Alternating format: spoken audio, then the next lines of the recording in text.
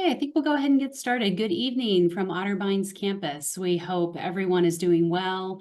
And of course, we are thinking about our alumni, our families, and our friends who are in all the areas that are affected by the recent hurricane. And we just want you to know if you're in one of those areas, we're thinking of you and your well-being, and we hope that you are okay during this difficult time. My name is Dana Madden-Vieta, and I am a 1996 graduate of Otterbein, and I currently serve as the Executive Director of Engagement here at Otterbein in the Division of Institutional Advancement. And we are coming off a fantastic homecoming and family weekend a couple of weekends ago, where we welcomed the class of 1974 50th Golden Reunion class. We also had alumni from the class of 1969 celebrating their 55th reunion, several other alumni, families, friends, students back to Westerville on campus. And it was just a fabulous weekend. We celebrated on the lawn of Towers Hall. So if you didn't get to come, you missed a good one, but it was really wonderful. So we'd like to thank you for joining us for tonight's virtual State of the University address with Otterbein President, Dr. John Comerford. We'd like to let you know that we are recording tonight's address so that we can share it as a resource later on for those who can't join us.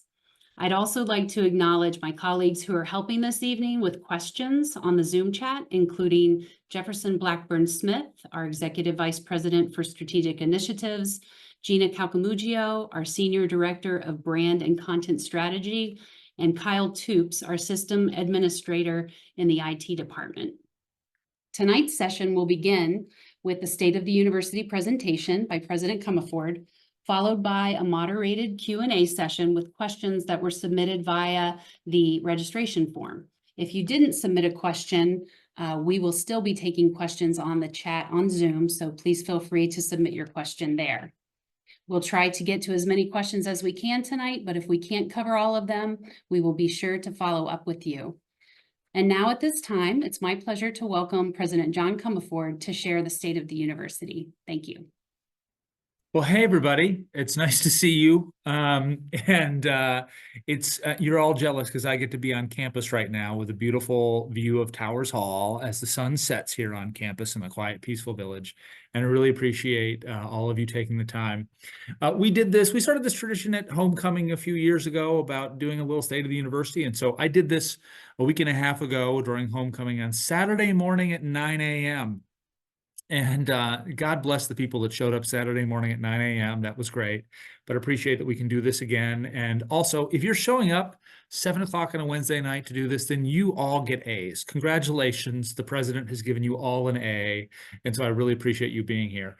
I'm going to run through maybe 20 minutes or so of information, allowing most of our time to be Q&A, discussion, whatever's on your mind. But I will start by sharing my screen just so we can go from there. And so this is a chance to really share from a wide out view how we're thinking and how we're doing at Otterbein.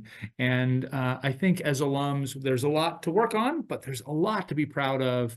And so there's some good stuff to cover here. I would start with the reminder that we are just sort of now finally turning the corner on COVID. Now, COVID sounds like old news, doesn't it? I mean, my God, COVID was a long time ago.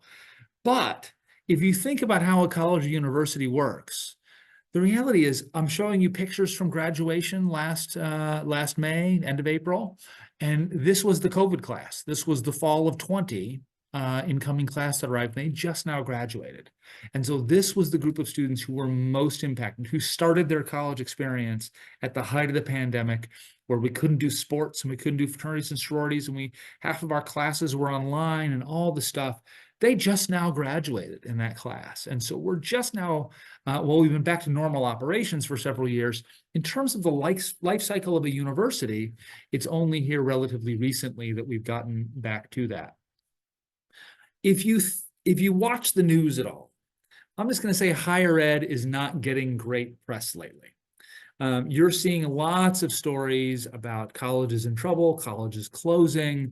If you're here in Ohio, you've seen Notre Dame College close here in the last year, and I won't name names, but there are several other institutions that are in the news a lot lately for likely being on an unsustainable path, having to either make huge cuts to their curriculum and their faculty and their staff in order to maintain themselves, or maybe not surviving.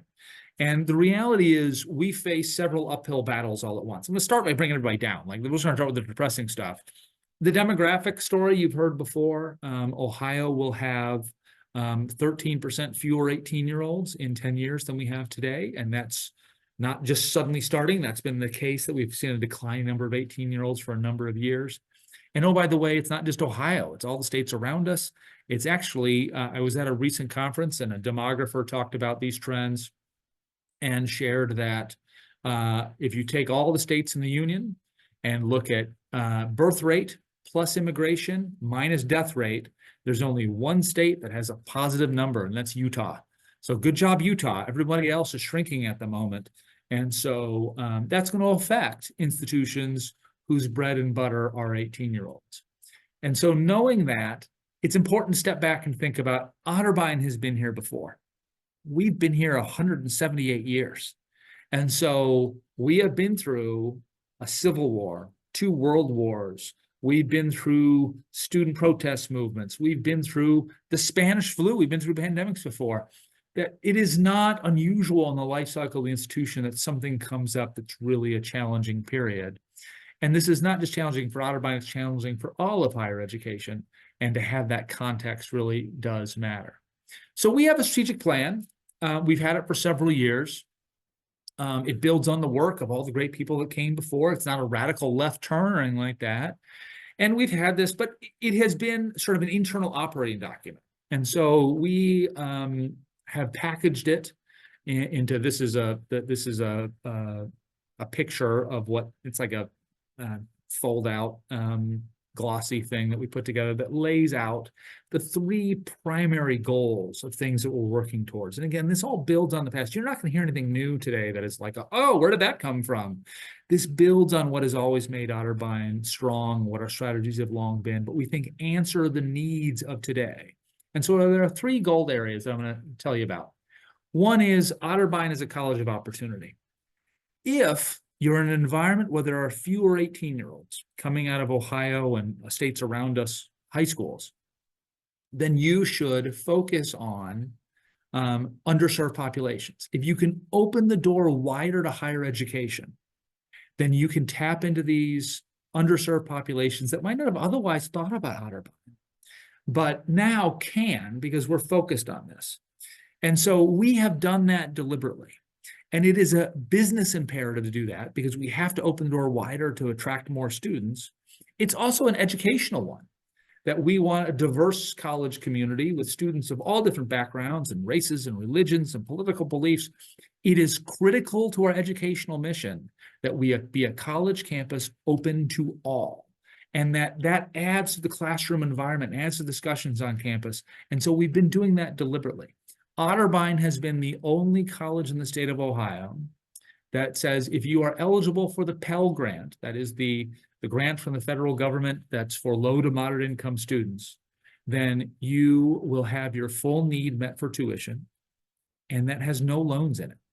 And so you may choose to use a loan for room and board or something like that, but if you live in the Columbus area, you may choose to commute as well and get a debt-free degree. No other school is making that commitment.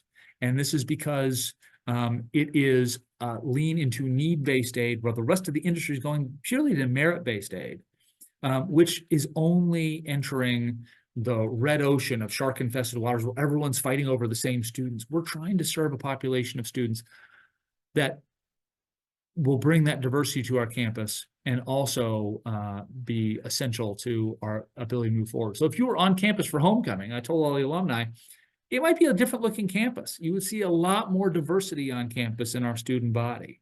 And that's evidence of this thing working as we do it. And so I'm going to give you numbers as we go. And so if you look back to fiscal 18, just to pick a date here, you will see that the number of students of color is the 20.9%. And you can see that grow to last fall's 35.7% in the incoming class 35% were students of color. This last fall is 28%, still good growth. And it's a smaller percentage on a bigger class, so a similar number of students. And you can likewise see the growth in the number of Pell eligible students on campus from 31, 32%, up to this last fall, 45% of our incoming class were Pell Grant eligible. This says this is working. This says that we are tapping into students that might not otherwise think about Otterbein, might not otherwise think about higher education in general, and giving them a chance. Now, we want to make sure those students stay, right? I mean, these are student populations that the rest of higher education would call them higher risk populations. That is, their retention rates are not always as strong. So we watch retention. And here's the same numbers on the top that you saw before about the incoming class size and number of students of color and percentage of Pell eligible. And look at the retention rates. There's some goofiness in the middle here around COVID. When fall 20 and 21 hit, we saw an effect on retention. But you can see we've sort of stuck around that low 80%, maybe 79% on occasion range. And so as we have increased our diversity of our student class and we served more underserved populations in the undergraduate population, they've been doing well on campus. We've been very pleased at their success on campus. Number two that we're focused on is we have to be integrative and experiential. Now, you might know, if you're a proud Otterbein alum, that we invented integrated education, right? We in the 60s came up with integrated education, which is the breadth of the liberal arts. You have to take your lab science class and your poetry class and your art class and your English class and everything in between. This is what we do, despite your major. And then we integrate that with courses that intentionally bring all those things together. Recent alums would know these as the INST courses, the integrative studies courses. And so these are courses that make you bring information from the arts, from the humanities, from the sciences, all together to look at a problem. And that's the liberal arts in action. We invented this in the 60s. Now it matters even more, because if you look at our competitive set, we're no longer meaningfully competing with other small privates. If you went back, I don't know, 20, 30 years ago, I think you'd find Otterbein primarily competing with your Denisons and Ohio Wesleyans and even occasional Capital. I mean, I'm not going to say Capital is really a competitor, but in theory, it would be occasional competition from Capital. If you look at our top 10 cross-app competitors today, we know where else students apply. In those top 10 cross-app competitors, only one other private institution. It's not until number 7. We're competing with large public institutions. We're competing with Ohio State and OU and Miami and Bowling Green, these kinds of places. And so we have to be able to articulate what makes us different from them. In some ways, that's bad news because, these institutions get big state subsidies and we don't. So it's not exactly an even playing field. On the other hand, we're different from them. And so we can unabashedly say that we're different. And so one of the things we're talking about now is you can go to those schools and watch, or you can come to Otterbein and do. This is an experiential thing if you come to Otterbein that you're not going to maybe get as consistently at those big schools. And that is in the classroom, in the co-curriculum, and out in internships and with employers.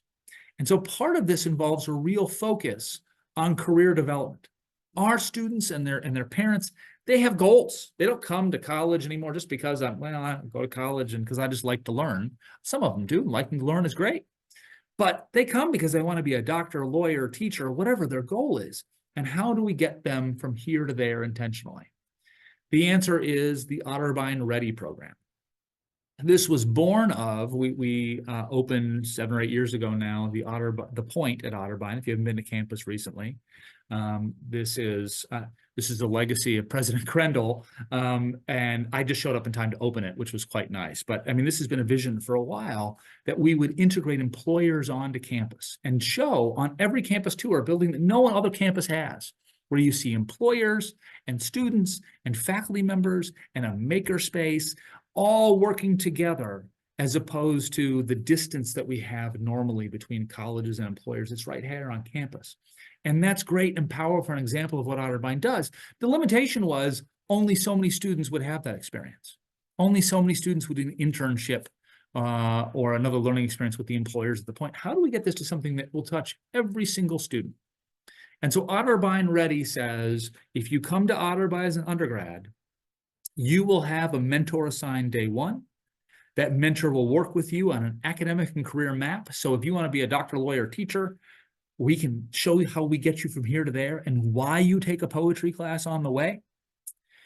So we have a day in the fall, and the first one will be this coming fall of 25, where all classes will be canceled on campus, and everyone on campus, every student, faculty, and staff member will be engaged in career development activities. First resumes, cover letters, mock interviews. We're going to have alumni come back. So hopefully you will raise your hand and volunteer for this. Tell Dana, she'll sign you up to come back and talk about your career paths and fields and open up a network to these students. We're going to do a mock cocktail party. Because there's a life skill in introducing yourself to a stranger, walking up to a group and introducing yourself and starting a conversation. And especially this generation seems a little petrified at that. And so we need to teach these soft skills. Juniors, as part of Otterbein Ready, have to do an internship, a study abroad, or another immersive experience to graduate. It's required. You have to go apply what you learned. You can't just learn it in the books and in the classroom and know it in theory. You have to go apply it and be ready. And then we're adding a senior year capstone, which for lack of a better term, we're calling Adulting 101. Here's personal financial literacy. Maybe signing up for that credit card because you got a free water bottle wasn't such a great idea. Here's media literacy, how to tell when the cable news is lying to you because they are. Here's how health insurance works. All these things that are deliberately not taught in the curriculum because faculty appropriately teach at 30,000 feet. But here's the on-the-ground applicable stuff you're going to need out in the world. We find students and parents respond to this. They come with goals.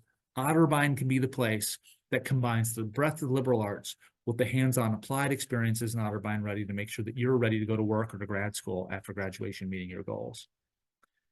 We've also figured out in this that you can go to the big schools and watch or come to Otterbein and do applies to experiential learning outside of the classroom.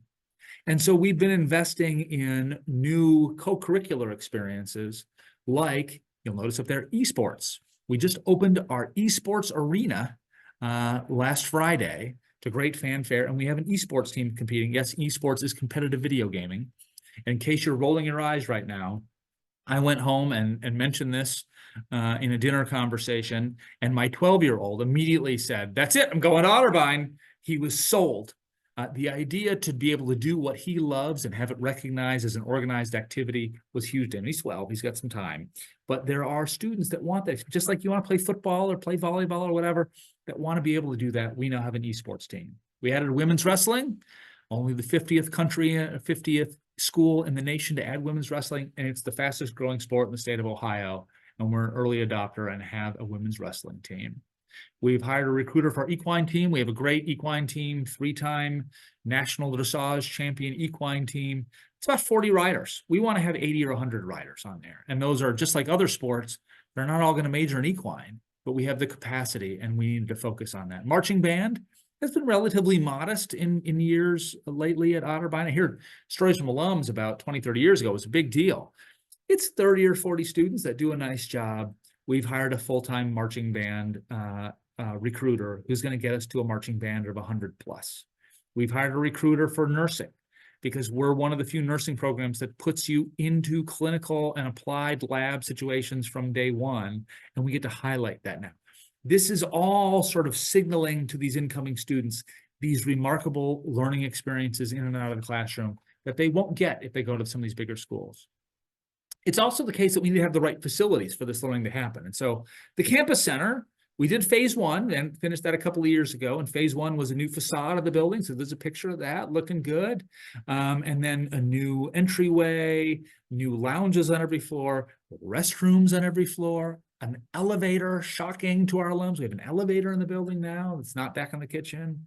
And those have really been great spaces. But we're not done in the campus center. We're doing this in phases without debt to make sure we're paying as we go and raising money as we go. And so phase 2 is now underway, and that is a new dining hall. And I won't go through all of this, but you can see we take out the decorative stairs and open up that seating all the way to the windows. We put a new stairwell on the outside of the building, a new servery which is in this section here in the middle, and it is cooked to order, finished order. 20% of college students now go to college with a dietary restriction. They're a vegan, they have a religious thing that they have to follow, they're gluten-free, whatever it is. And so we have to be able to customize. It no longer works to have a hotline where everyone eats the same thing. And so that's going to be like a new 1847 dining room. This Taylor Lounge is part of phase 1, and you'll enter that way now.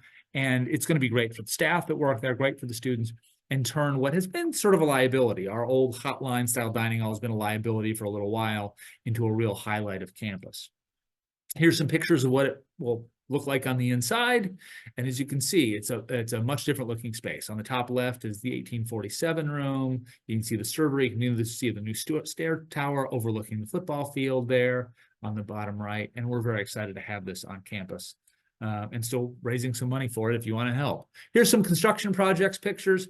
I point out to alums, I heard this a little bit at homecoming. So if you want to be unhappy with someone, be unhappy with me.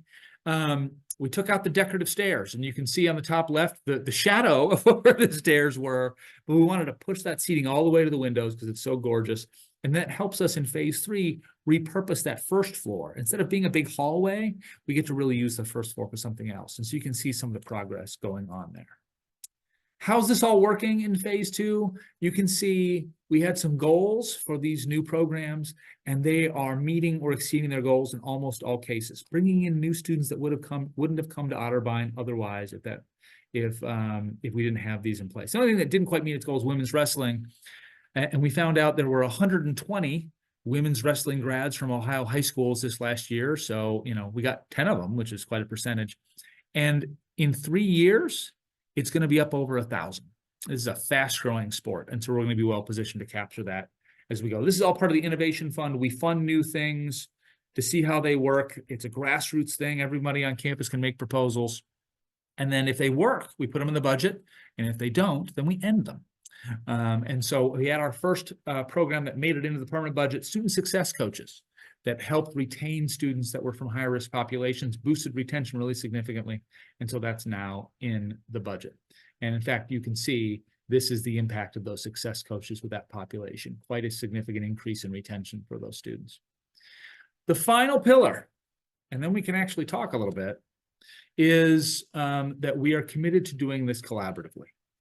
The tradition in American higher education is you build a college on a hill, you call it an ivory tower, and then you set it apart from the community around it because, let's just face it, we're superior. We walk around wearing robes and discussing philosophy, and we're disconnected and above it all. That model has to end. We have to be connected to the community around us, and so we're very intentional about that, and that's happening in several ways. One is we've been intentionally connected to employers. I'll talk just a little bit about Antioch here in a minute. But through Antioch and Otterbein, we've signed a number of professional development deals with local companies where we go in and deliver certificate programs and even full degree programs on site for these companies' workforce development. So we're closing the gap between employer and higher education completely in these programs and able to deliver these things on site. The biggest thing in Central Ohio right now, and probably where you are as well, is talent. We are growing fast as a community if we can help these companies find the workforce that they need. And so we're doing that deliberately. A much larger group of employers have signed up as Advantage partners. These are companies and government agencies that have signed an agreement with us where we get regular access to their HR department, to internships, to job placement opportunities, professional development needs. We've opened up, they're serving on our advisory boards and things like that. In exchange, that we give them automatic scholarships for their employees and their employee dependents. And so it's good for us too, because we get then a population of applicants that might not otherwise look at Otterbein. I always highlight CODA on this. CODA, if you don't know, is the Central Ohio Transit Authority. It's the bus system for Columbus and surrounding communities. And since we signed this agreement with CODA, we're getting hundreds of applications from the children of bus drivers who might not normally think about a private institution like Otterbein, but now can apply, get this scholarship, and are coming to us. And so it's opening that door to higher education through partnership with all of these employers. And this list grows all the time. We're also looking internationally. We've had for a number of years a partnership with the Shanghai Publishing and Printing College, where it's a program where we send faculty over there in the summers to teach Otterbein courses in English, and then students can do 3 years in Shanghai and then come to Westerville for 2 years and get an Otterbein degree. And that got a little derailed during the pandemic. You'll remember that international travel was not really a thing. So we're back at that now, and that program is ramping up again. And we've just recently, in the last few weeks, signed an agreement with Van Lang University, which is in Vietnam, for a similar sort of program where you can work from Vietnam on an Otterbein degree, and we'll be sending faculty over there and engaging them from Vietnam, and then bringing many of those students to Westerville to have an experience here and diversify our classrooms. We have to reach beyond Ohio and even the United States into areas where a Western degree still has cachet, partnership is still in vogue. I'm actually going shortly to the International Association of University Presidents, where all these international universities are looking for partnership with American and European universities, and we want Otterbein to be on that list. This is also where, and I've talked about this in previous updates, so I won't go into every single detail, but this is the Coalition for the Common Good that we've done with Antioch University.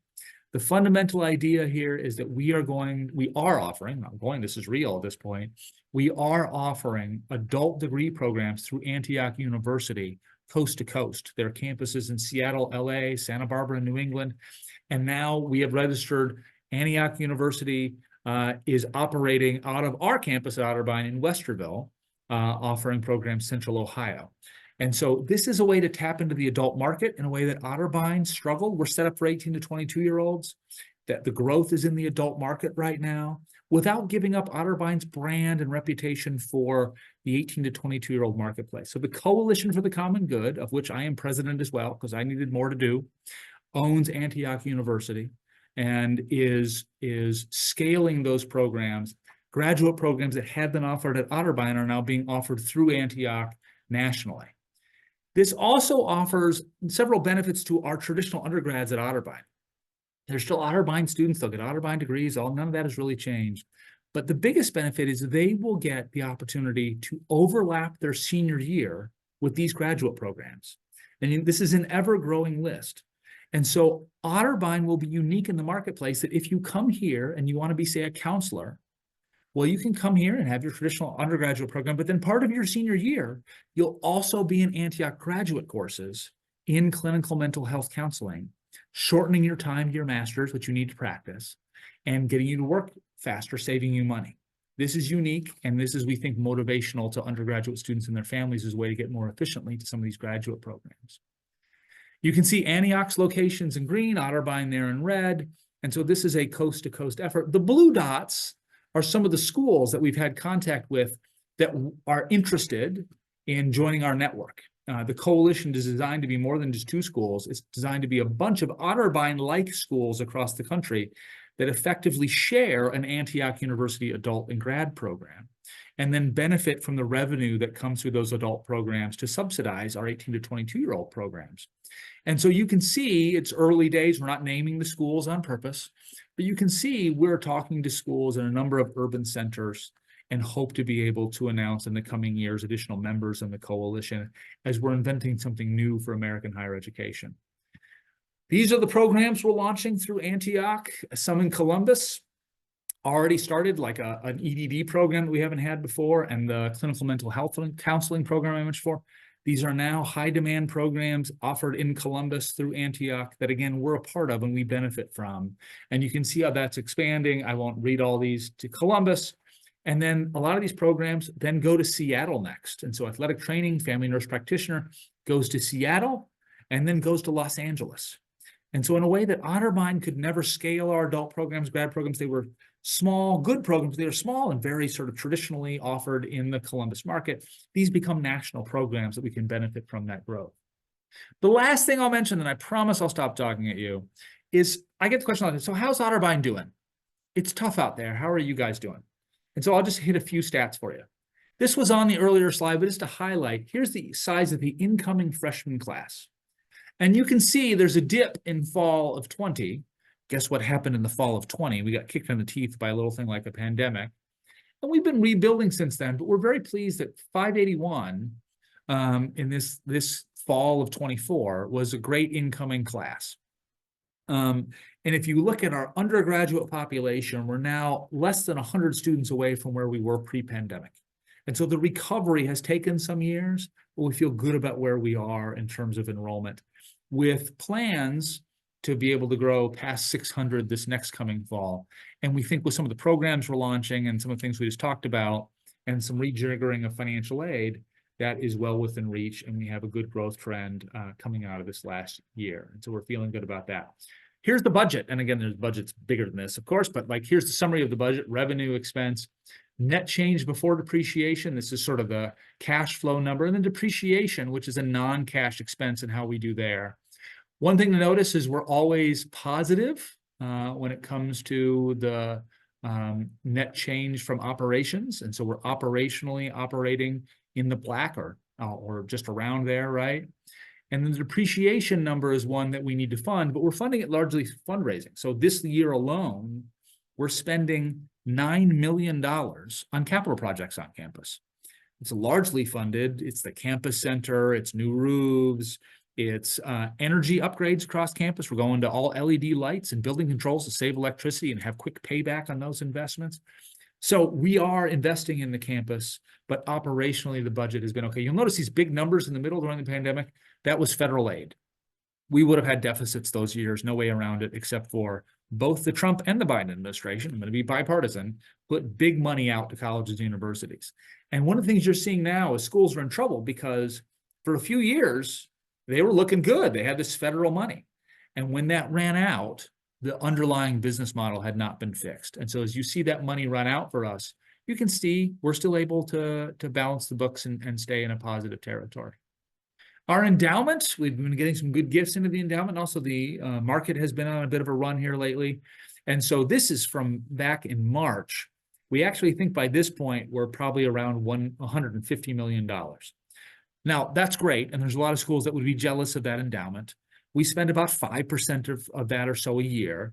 And so that's a big help to the budget and scholarships and everything else we need for our students. But if anyone out there has a spare $1 billion, we would really love to be in the $1 billion club here.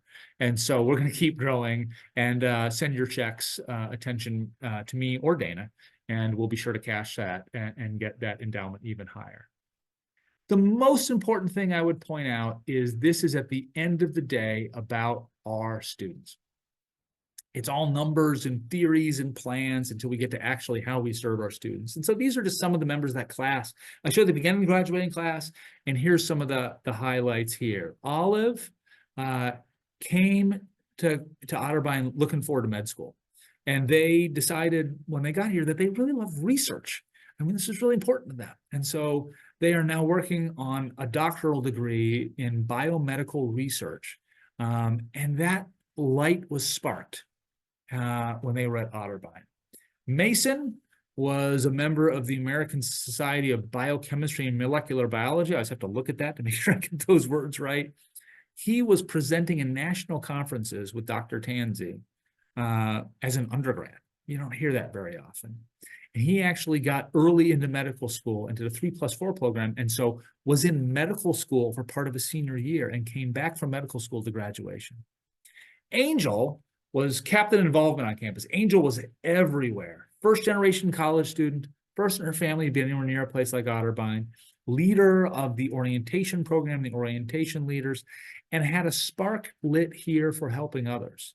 And so Angel is now off in graduate school, working on a master's in social work, wanting to help others, and just like she was helped here at Otterbein. We get to light these sparks in young people every day here at Otterbein, and those are just 3 of the many that you all help make happen because of your support of Otterbein. And so with that, everyone, I will stop so we can talk about whatever's on your mind, and I'll stop my screen share so we can see each other. Thank you for being here. Awesome. Thank you so much, President Comerford. That was a really nice 30,000-foot level of everything going on right now at Otterbein. We did receive some really great questions through the registration form, so we're going to start with those. I just want to remind everybody, if you have some follow-up questions from something you heard, please go ahead and throw that into the chat. But I'm going to start with a question that we received from a former faculty member. His question was, what are the three biggest challenges that presidents of small liberal arts colleges will face in the next 5 years? And do you have some thoughts also around some opinions on the same question for public universities? Okay, I love this question. And I get to spend a fair amount of time with other college presidents. In fact, just today, we have a regular meeting of Central Ohio presidents. So there's like 7 or 8 of us, and I'm there with the president of Ohio State and the president of Columbus State. And there's a lot we have in common, but there's also a lot we don't have in common in those conversations. And it's interesting. I think for schools like Otterbein, we will continue to have to focus, and we're enrollment driven. The endowment's great and your gifts are great, and we couldn't do it without you. But 75% of our budget comes from students and their tuition payments, room and board payments, and Pell Grants and Ohio College Opportunity Grants. And so it is, at the end of the day, about enrollment. And so, and as I pointed out, the 18-year-old population is shrinking. And so we wait on bated breath for the reports about how many applications we have and how many deposits we have and how the class is looking and how retention looks. That's really, really important. 2, it's going to be discipline around budgets. This is not an era where we should be taking risks and taking on debt and building new buildings and doing this sort of thing. And so we have the campus we need. We need to upgrade some of the buildings we have, like Campus Center. We got some old residence halls that need some help. But don't look for new building projects because we don't want to add more square footage. It's about making sure that we're being smart, as Otterbein has always been managed with its history. We're in strong financial shape because of all the generations of leaders that came before who built up some reserve funds, who were disciplined. And the schools that get themselves in trouble often have huge debt loads and a build it and they will come mentality. And then the students don't come and the debt is real and has to be repaid. And that's what closes a campus. And so we've never been at risk of that because we've done well in that. The third thing I would mention is change management. Change and higher ed don't go together naturally. It's not like peas and carrots. We're shared governance oriented and change can be hard. And so I think we're very fortunate to have a very strong culture at Otterbein. It's positive. People help each other and understand the wider needs of the institution. So the thing with Antioch that we've done in the coalition, we've gone to all merit pay on campus with the faculty and staff. We've launched these new programs. We've discontinued some academic programs that just didn't have enrollment to be justified moving forward. These are all big, tough things, and we've done well in that regard. For the rest of the sector, publics and things like that, publics are going to be subject to much more of the political winds. Ohio is now a fully red state, and there are a number of bills in the state house that are going to subject the publics to some of the stuff you've seen in Florida and places like that, for better and for worse. And usually independents are exempt from that. So I think the public part of that is something that I don't envy. And they're also subject to Ohio State has done well, the regional publics have not. The Kent States and the Bowling Greens and the OUs have all shrunk here lately as the regional state institutions have not been able to keep pace. So they have some of the same problems as well. Right. Thank you for offering that insight. So I should also mention, I misspoke. If you have a question to ask, there is a Q&A button, not the chat, actually. So just one bit of clarification there. So, okay, well, let's move on to another great question that we received from one of our MBA alumni. The question is, how is Otterbein stacking up compared to its Ohio peer schools in enrollment, financial strength, endowment, capital improvements, et cetera? So a very broad spectrum, but from what you know, how are we stacking up against our peers? Yeah, it's interesting. So we compare ourselves a lot to the OAC schools, right? They're our athletic conference, but also pretty similar schools, right? So it's your Mariettas and Baldwin Wallace and Capital and Wilmington, this kind of place. And there's 10 of these schools. And so it's good. And it's a good group of presidents. We are mostly an honest group with each other. And so we get in our meetings and we say, how's it going? And don't get me wrong, presidents are all PR people. I'll just be honest. So how are things? They're great, And so it's a more honest group where we can have these conversations. And we went in our last meeting around the table. It was one of the presidents who said, we're doing some stuff, having to make some tough choices. I'm curious what's happening around the table. 8 of the 10 were doing layoffs, or one of the 2 that weren't. 7 of the 10 were doing program discontinuance. We're one of the 3 that weren't. 8 of the 10 were cutting retirement contributions for faculty and staff permanently. We weren't.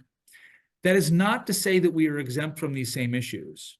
I think there's 2 things. One is we did a lot of that same stuff 4 years ago. We did cut some programs, and we did make some changes and do some not huge layoffs, but layoffs. And we had to make some choices as the pandemic started, and so we did. And so I think some of these other schools had their temporary federal dollars and delayed those decisions. The other thing is we have some fundamental advantages that I think other schools are jealous of. We have a great location in Westerville. It's a small town vibe, as you all know, but you're anywhere you want to be in 10 or 15 minutes. And there's a lot of schools in the middle of nowhere in these small towns, and it's tough sledding in those places. And I've worked at those places. They're great schools. They're just got challenges and locations. We've also got a great program mix, and I give credit to all the generations past that brought us nursing and brought us engineering and some of these things, that some of these schools that don't have these high in-demand professional programs are suffering right now. And so I guess in conclusion, there are schools that look at us with jealousy, and there are schools that we look at and, well, boy, I'd really love to have $1 billion endowment. That would be great, right? And so we are a sort of heart of the curve institution, I think, and doing well compared to our peer set. But there are certainly schools that, like I said, if we had $1 billion, we'd be pleased with that. I mean, who wouldn't like to have the endowment that, say, a Kenyan has? That'd be great. But we're doing great in our peer set, and are lucky to have the programs and people that we do. Thank you. So quickly, I want to just kind of go back to the Coalition for the Common Good, because I think as such a new and innovative thing, we continue to try and ensure that our alumni, our parents, our entire community understands what that partnership means. And so we did receive a question that was asking for just some additional clarification around Antioch University versus what was Antioch College. Just wanting to kind of understand that and make sure that things were secure in terms of the future of our partnership, and how future students that choose to go through the coalition programs and what degrees they will receive. In terms of, the question was, will the diploma say Antioch and not Otterbein? And the question also was, does this mean that Otterbein will eventually disappear and be rebranded as Antioch? Okay, all great questions, and whoever asked that, these are the sort of questions that I think people have and are nervous about but are afraid to ask. So let's talk about it. The structure here is Otterbein is a separate 501c3, separately accredited, issues Otterbein degrees, but will be a fundamentally undergraduate institution. And we're going to do the 18 to 22-year-old bachelor's programs, sports, fraternities and sororities, all the stuff. So your typical student on campus, except for some of these opportunities like to overlap your senior year and that sort of stuff, not a lot changes.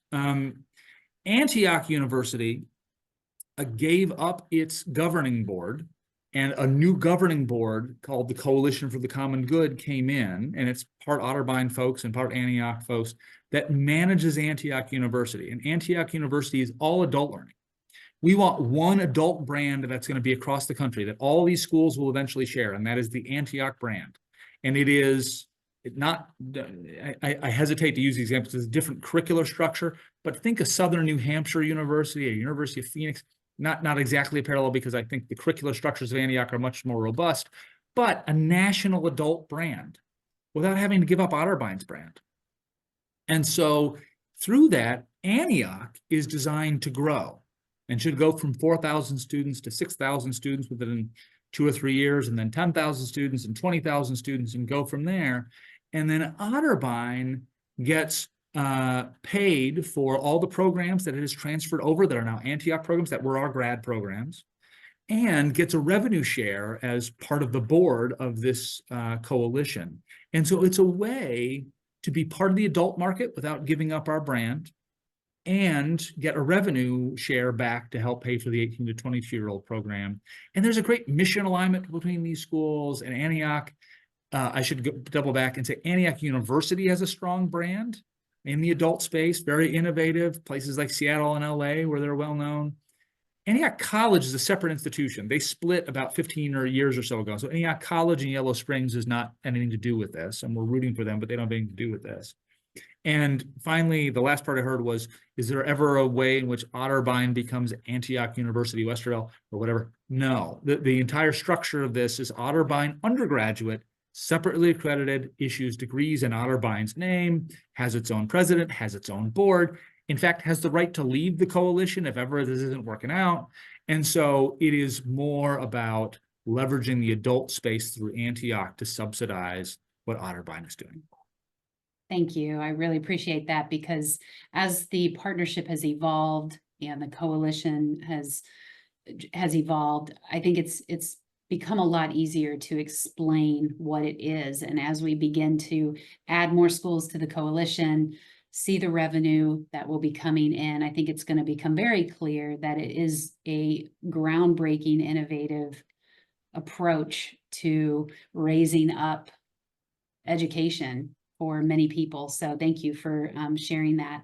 So we did get a question on the chat that I want, or the Q&A, I should say.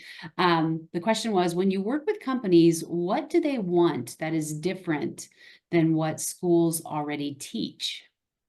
That's a great question. So the first thing I think they want is partnership.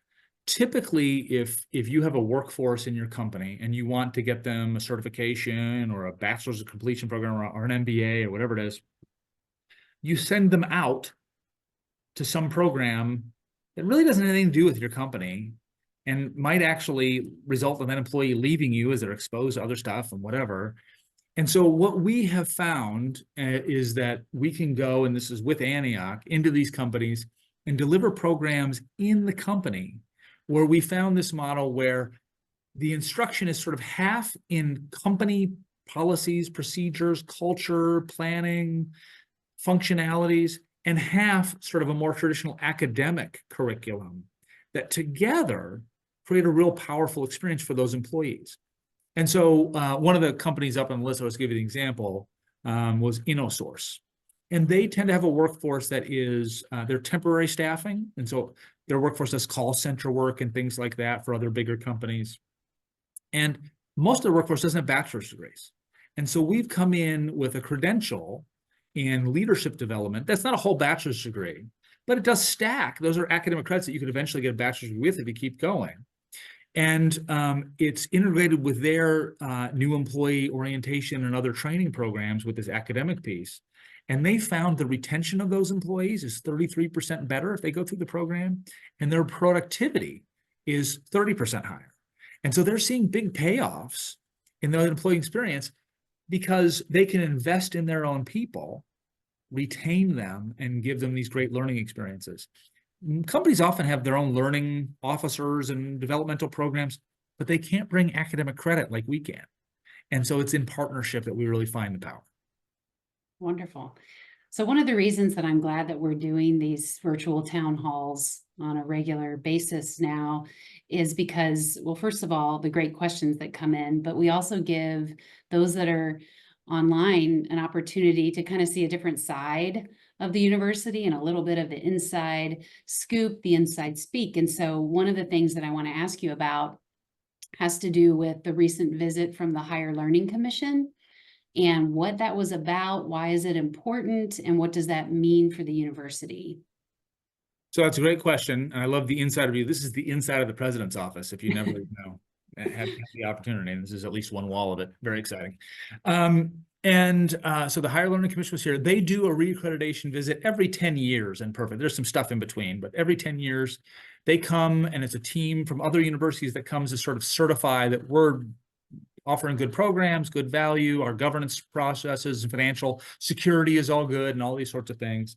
I actually do this. I volunteer as a peer reviewer for other schools. So I've done this at a dozen other institutions. They came in and they did that review. It's very intensive. They're here for several days. We write this huge report for them. And then they write a report, which we just got today, Oh, a cool. draft report. And so this is breaking news that they said Otterbein fully met all criteria with no concerns. And that is unusual. Having been on these teams, to have a school not even have any concerns. Usually there's like, well, we want you to work on assessment. We want you to work on enrollment. We'll check back with you in 4 years. None. We are clear for the next decade and judged in good shape by our creditor. So that's a big deal. That's fantastic. I did not know that we received that today, so that's Today. great. Yeah, having participated in one of the forums, it was really insightful and a very interesting process to have peers from around higher education on our campus. So that's Yeah. great. Thank you. Okay, so let's switch gears. I want to move back to what we call GEEPS.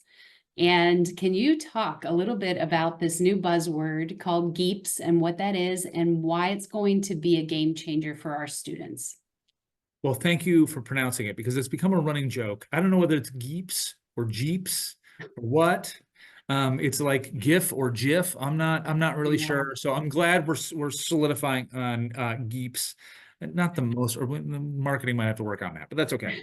It's graduate early admissions pathways, and this is the overlapping senior year. And so a student in any Otterbein program can start their graduate work through Antioch in their senior year in those dozen areas that I showed earlier in the slideshow. And when we tested this idea, this was 3 or 4 years ago, when we were looking at doing this thing with Antioch and how would it work, we wanted to see like how would undergraduates and their families react to this. And so we sort of laid it out and we did a whole research study on it. And turns out that potential undergraduates liked several elements. They liked that we could have more internships and career placement because of the bigger scale of multiple institutions and maybe more study abroad opportunities because multiple institutions. But the biggest thing they reacted to was the idea of accelerated pathways into graduate school. That was huge. And in fact, the survey told us that 87% of potential undergraduates would be more likely to apply to Otterbein if we had these.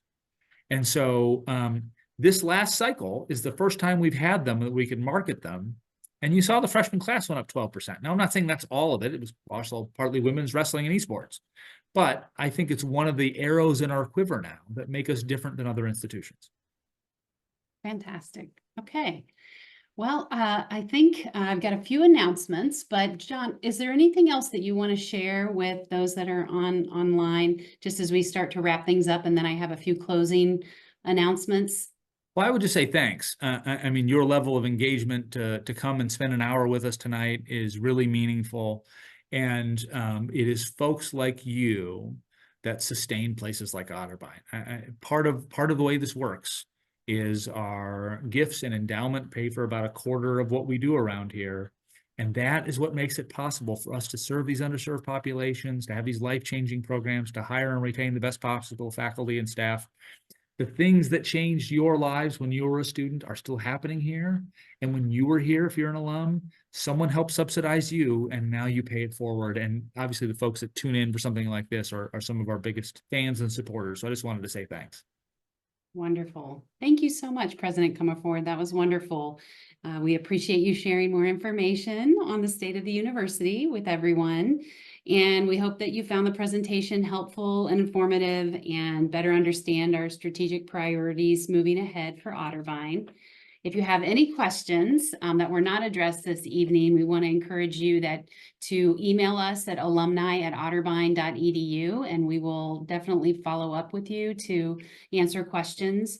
And we're also going to be sharing out the recording of tonight's town hall in the coming days, and invite you to share that with those that might not have been able to join us tonight, so that they can also hear the good stuff going on at Otterbein. And now at this time, I'd like to share the 3 participants in tonight's town hall who have been randomly selected to receive our Otterbein swag bags. That was one of our incentives for tonight. And the first recipient is Bob Dominici, and the second is Adam Rothermill, and the third is Stephanie Turner. So congratulations. We're going to be getting in touch with you and sending you some Otterbein swag, so you can show your Cardinal pride. And finally, I want to share just some of the exciting events coming up in the weeks ahead here at Otterbein. We are going to be recognizing the 45th anniversary of teaching nursing at Otterbein, which is a pretty big deal. As you know, nursing is we're a force to be reckoned with here in the nursing program. We also have the Common Book Lecture coming up with the author of The Light We Give, and that is on October 22nd. We also have the 100th 100th anniversary of the Business Accounting and Economics Department. They are having an event on October 26th that they are celebrating that milestone. And we are also going to be welcoming to Otterbein's campus human rights activist Reverend Nantombi Naomi Tutu, the daughter of Nobel Peace Prize winner Archbishop Desmond Tutu, as our Kathy A. Crandall Distinguished Lecturer on November 6th. So we are very excited about her visit to campus. You can learn all about these events and more through our Otterbein Cardinal e-newsletter. And if you're not on our email list, again, please let us know at alumni@otterbein.edu so we can get you registered to get that monthly email. So on behalf of Otterbein, President Comerford, and the Office of Engagement, we want to thank you again for being here tonight, and we hope to see you on campus soon. Have a great night. Thank you.